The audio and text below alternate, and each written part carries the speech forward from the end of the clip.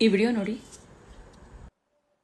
ಯಾವುದೇ ಯುವಕ ಆಗಿರ್ಲಿ ಅಥವಾ ಯಾವುದೇ ಹುಡುಗ ಆಗಿರ್ಲಿ ಅಥವಾ ಯಾವುದೇ ಪುರುಷ ವ್ಯಕ್ತಿಯನ್ನ ನೀವು ತೆಗೆದುಕೊಳ್ಳಿ, ಅಂತಹವರು ಯಾವುದೇ ಮಹಿಳೆಗೆ ಅಥವಾ ಯಾವುದೇ ಯುವತಿಗೆ ಅವರ ಇಚ್ಛೆ ಇಲ್ಲದೆ ಇದ್ರು ಕೂಡ, ಅಂದ್ರೆ ಅವರಿಗೆ ಇಂಟ್ರೆಸ್ಟ್ ಇಲ್ಲದೆ ಇದ್ರು ಕೂಡ ಪದೇ ಪದೇ ಅವರನ್ನ ಕಾಂಟ್ಯಾಕ್ಟ್ ಮಾಡುವಂತಹ ಪ್ರಯತ್ನವನ್ನ ಮಾಡಿದ್ರೆ, ಅಥವಾ ಅವ್ರು ಎಲ್ಲಾದ್ರೂ ಹೋಗ್ತಾ ಇದ್ದಾರೆ ಅಂತ ಹೇಳಿದ್ರೆ ಅವರನ್ನ ಹಿಂಬಾಲಿಸ್ತಕ್ಕಂಥದ್ದು, ಅಥವಾ ಆನ್ಲೈನ್ ಪ್ಲಾಟ್ಫಾರ್ಮ್ ಅಲ್ಲಿ ಇಂಟರ್ನೆಟ್ ಆಗಿರ್ಬೋದು ಅಥವಾ ಇಮೇಲ್ ಆಗಿರ್ಬೋದು ಅಥವಾ ಯಾವುದೇ ಸೋಷಿಯಲ್ ಮೀಡಿಯಾ ಪ್ಲಾಟ್ಫಾರ್ಮ್ಗಳಲ್ಲಿ ಅವರ ಚಟುವಟಿಕೆಗಳನ್ನ ಮಾನಿಟರ್ ಮಾಡ್ತಕ್ಕಂಥದ್ದಾಗಿರ್ಬೋದು, ಅಥವಾ ಅವರಿಗೆ ಪದೇ ಪದೇ ಮೆಸೇಜ್ ಅನ್ನ ಮಾಡ್ತಕ್ಕಂಥದ್ದಾಗಿರ್ಬೋದು, ಅಥವಾ ಅವರಿಗೆ ಇಂಟ್ರೆಸ್ಟ್ ಇಲ್ಲದೆ ಇದ್ರೂ ಕೂಡ ಪದೇ ಪದೇ ಕಾಲ್ ಮಾಡ್ತಕ್ಕಂಥದ್ದಾಗಿರ್ಬೋದು. ಇದಕ್ಕೆಲ್ಲ ನಾವು ಸ್ಟಾಕಿಂಗ್ ಅಂತ ಕರಿತೇವೆ.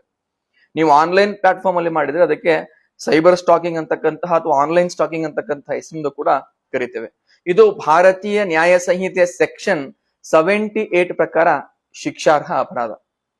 ಒಂದು ವೇಳೆ ಯಾರಾದ್ರೂ ಈ ಒಂದು ಅಫೆನ್ಸ್ ಅನ್ನ ಮಾಡಿದ್ರೆ ಅವರಿಗೆ 3 ವರ್ಷ, ಅಂದ್ರೆ ಫಸ್ಟ್ ಟೈಮ್ ಏನಾದ್ರೂ ಈ ಅಫೆನ್ಸ್ ಅನ್ನ ಮಾಡಿದ್ರೆ ಅವರಿಗೆ 3 ವರ್ಷ ಶಿಕ್ಷೆ, ಅದರ ಜೊತೆಗೆ ದಂಡವನ್ನ ವಿಧಿಸ್ತಕ್ಕಂತ ಅವಕಾಶ ಇದೆ.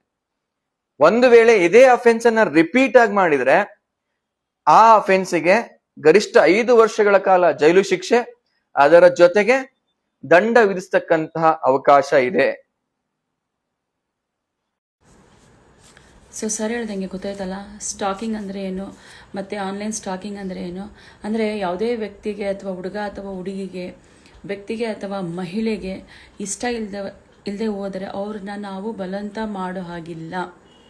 ಅವ್ರಿಗೆ ಪದೇ ಪದೇ ಮೆಸೇಜ್ ಮಾಡೋದಾಗಲಿ, ಅವ್ರನ್ನ ಫಾಲೋ ಮಾಡೋದಾಗಲಿ, ಅಥವಾ ಬೇರೆ ಥರ ಅವ್ರಿಗೆ ಟಾರ್ಚರ್ ಕೊಡೋದಾಗಲಿ, ಇದೆಲ್ಲ ನಾವು ಮಾಡೋಂಗಿಲ್ಲ. ಮಾಡಿದ್ರೆ ಯಾವ ರೀತಿ ಅವ್ರಿಗೆ ಸೆಕ್ಷನ್ 78 ಪ್ರಕಾರ ಅವ್ರಿಗೆ ಶಿಕ್ಷೆ ಕೂಡ ಆಗುತ್ತೆ. ಎಷ್ಟು ಫಸ್ಟ್ ಟೈಮ್ ಮಾಡಿದಾಗ 3 years ಶಿಕ್ಷೆ ಆಗುತ್ತೆ. ಇನ್ ಕೇಸ್ ಸೆಕೆಂಡ್ ಟೈಮು ಇದನ್ನೇ ಕಂಟಿನ್ಯೂ ಮಾಡ್ತು ಅಂದರೆ 5 ವರ್ಷ ಜೈಲು ಮತ್ತು ಇದ್ರ ಜೊತೆಗೆ ದಂಡ ಕೂಡ ಕಟ್ಟಬೇಕಾಗುತ್ತೆ. ಸೊ ಯಾರ್ಯಾರು ಇನ್ನೂ ಇಷ್ಟೇ ಇಲ್ದಿರೋರಿಗೆ ಇನ್ನೂ ನೀವು ಮೆಸೇಜ್ಗಳು ಮಾಡ್ತಾ ಇದ್ದೀರಾ, ಅಥವಾ ಅವ್ರಿಗೆ ಕಾಲ್ ಮಾಡೋದಾಗಲಿ, ಅಥವಾ ಅವ್ರನ್ನ ಪದೇ ಪದೇ ನೀವು ಪೀಡಿಸೋದಾಗಲಿ ಮಾಡ್ತಾ ಇದ್ರೆ ದಯವಿಟ್ಟು ಇಲ್ಲಿಗೆ ಸ್ಟಾಪ್ ಮಾಡಿ. ಯಾಕಂದರೆ ಇದಕ್ಕೂ ಕೂಡ ಕಾನೂನು ತಂದುಬಿಟ್ಟಿದೆ, ಏನು ಮಾಡಿದ್ರೆ ಸರಿ, ಏನು ಮಾಡಿದ್ರೆ ಸರಿ ಇಲ್ಲ ಅಂತ. ಸೊ ಇದಕ್ಕೆ ಸ್ಟಾಕಿಂಗ್ ಮತ್ತು ಆನ್ಲೈನ್ ಸ್ಟಾಕಿಂಗು ಮೊಬೈಲ್ ಮುಖಾಂತರ ಮಾಡಿದ್ರೆ ಹೀಗೆ, ಅಥವಾ ನಾವು ಸೋಷಿಯಲ್ ಮೀಡಿಯಾದಲ್ಲಿ ಹೋಗಿ ಅವ್ರಿಗೆ ನಾವು ಮೆಸೇಜ್ ಕಳಿಸೋದು, ಇಲ್ಲ ಅವ್ರನ್ನ ಫೋರ್ಸ್ ಮಾಡೋದು, ಇದಕ್ಕೆಲ್ಲ ಆನ್ಲೈನ್ ಸ್ಟಾಕಿಂಗ್ ಅಂತ ಕರೀತಾರೆ. ಸೊ ಎಲ್ಲ ಹುಡುಗ ಹುಡುಗಿಗೆ, ಮಹಿಳೆಗೆ ಮತ್ತು ಗಂಡಸರಿಗೆ ಯಾರಿಗೆ ಬಲವಂತ ಇಲ್ದಿರುವಾಗ ನಾವು ಅವ್ರನ್ನ ಬಲವಂತ ಮಾಡಿ ಮಾತಾಡಿ ಅಂತ ಹೇಳೋದು ದೊಡ್ಡ ತಪ್ಪು. ಇಷ್ಟ